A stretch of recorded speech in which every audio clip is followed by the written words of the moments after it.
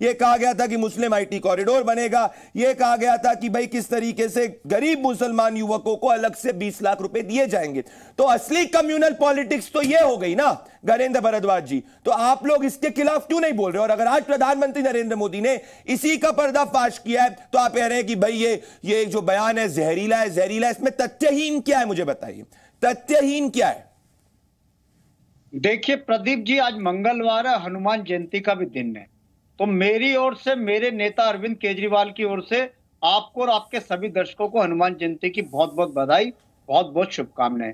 और आज हनुमान जयंती के दिन अरविंद केजरीवाल जी को जेल में इंसुलिन मिली है, उसके लिए भी हनुमान जी का बहुत बहुत धन्यवाद कि हनुमान जी ने अपने भक्त की चिंता करी, अपने भक्त को इंसुलिन मुहैया करवाई। हनुमान जी का उसके लिए भी बहुत बहुत धन्यवाद। और रही बात जो आप कह रहे हो, इस देश का संविधान ये कहता है कि इस देश के संविधान ने हर धर्म को मानने वाले को बराबरी का हक दिया है।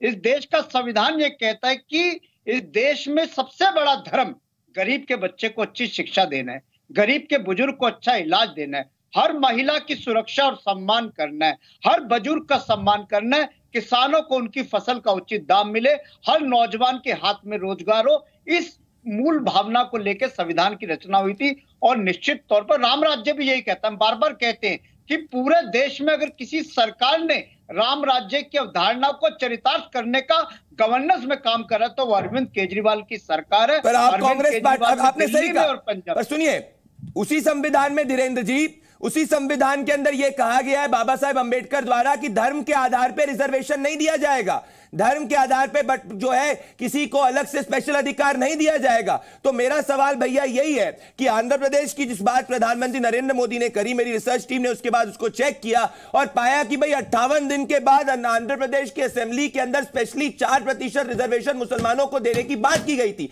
तो गजेंद्र भारद्वाज जी भारतीय संविधान को कोट कर रहे हैं, पर कांग्रेस पार्टी जो है उसके अंदर धर्म के रिजर्वेशन को पास में लेके आई है। तो अगर पीएम पूछ रहे हैं कि भाई ये वोट बैंक पॉलिटिक्स बंद करो तो गलत किया है? देखिए, सबसे पहली बात तो मैं ये कहना चाहता हूं कि कांग्रेस पार्टी के नेता ये भूल जाते हैं कि उनके प्रधानमंत्री ने, प्रदीप जी, क्या कहा है। उन्होंने तो साफ साफ कहा था कि ये 80% लोगों की संपत्ति पर देश के 20% लोगों का हक है और यही टुकड़े टुकड़े करके 80% लोगों को 40 टुकड़ों में इन लोगों ने बांटा। और जो खुद को आज समाजवादी कहते हैं, असल में ये लोग नमाजवादी लोग हैं जो कि सिर्फ इफ्तार करते थे। हनुमान जयंती पर आज मैं लोगों को बधाई देता हूं और ये लोग भी अब डर से देने लगे हैं क्योंकि ये वोट बैंक के लिए तुष्टीकरण की राजनीति करने वाले लोग हैं। राम का भी विरोध किए और ये लोग तो रमजान मनाने वाले लोग थे, वहां भी मनाइए, लेकिन 80% लोगों का सबसे ये लोगों का तुष्टीकरण का प्रकाशा ये था कि ये लोग जालीदार टोपी पसंद करते थे, लेकिन कभी भी ये लोग किसी 80% लोगों के धर्म की बात भी नहीं करते थे। यहाँ तक कि मंदिरों में जाना तक पसंद नहीं करते थे। राम की प्राण प्रतिष्ठा का भी इन लोगों ने विरोध किया। बोलिए, हाथ उठाइए, बोलिए। मौका लगा इनको तो इन्होंने घोटाले, बोलिए वर्सेस बोलिए, आपकी आवाज ऊपर है, बोलिए। प्रदीप जी, मैं ये कह रहा हूँ कि देश का चुनाव असल मुद्दों पे होना चाहिए।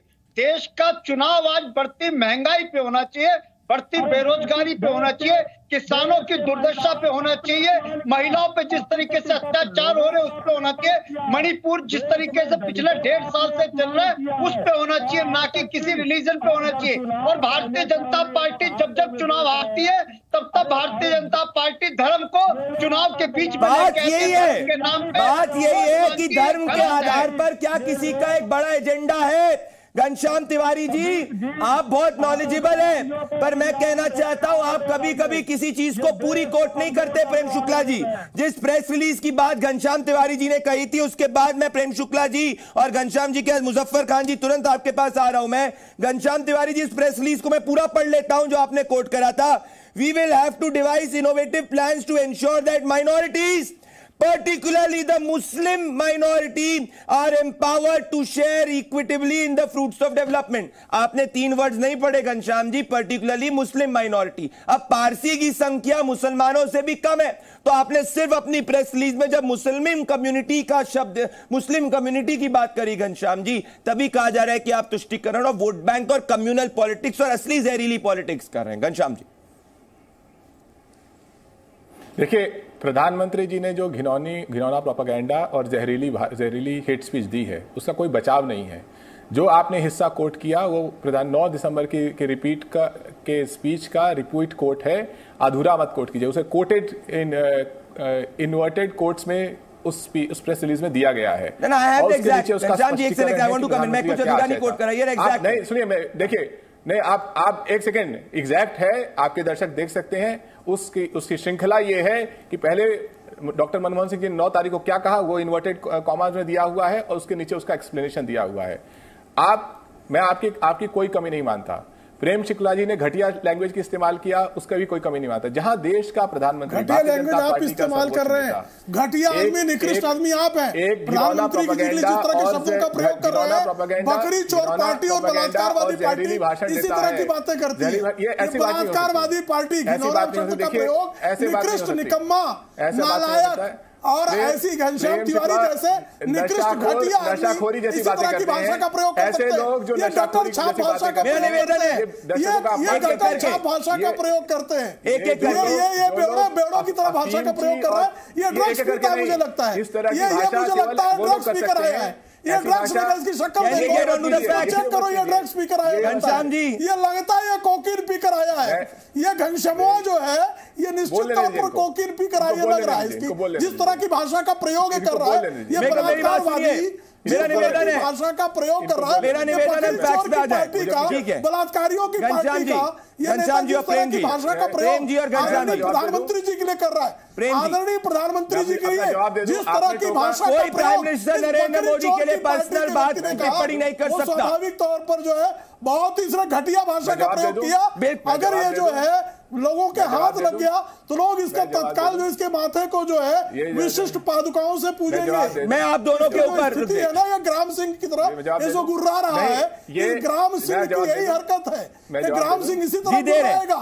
घनश्याम जी, प्राइम मिनिस्टर नरेंद्र मोदी के ऊपर कोई पर्सनल टिप्पणी जो है वो सही नहीं है और मर्यादा से प्रयोग किया।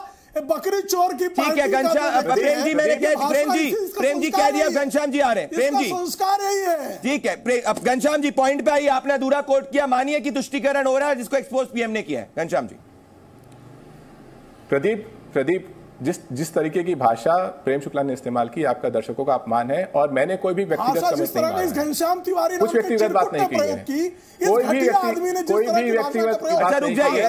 लेकिन प्रेम शुक्ला जिस तरह गटर छाप व्यक्ति ने, मेरी रिक्वेस्ट है, मेरे को रुकना पड़ेगा यहाँ पे। घनश्याम जी और प्रेम शुक्ला जी, आप दोनों बहुत सीनियर लगता है। नहीं, आप दोनों थोड़े पास करिए। प्रेम शुक्ला जी और घनश्याम जी और गणेंद्र जी, मैं एक चीज क्लियर करना चाहता हूँ, मैं क्लियर करना चाहता हूँ, प्राइम मिनिस्टर नरेंद्र मोदी के खिलाफ कोई भी पर्सनल टिप्पणी सही नहीं, किसी भी नेता के खिलाफ कोई भी पर्सनल टिप्पणी सही नहीं। अब सुन रहिए, मैं एक सेकंड, घनश्याम जी मैं आऊंगा आपके पास, थोड़ा हीटेड हो रहा है, एक सेकंड रुक जाइए।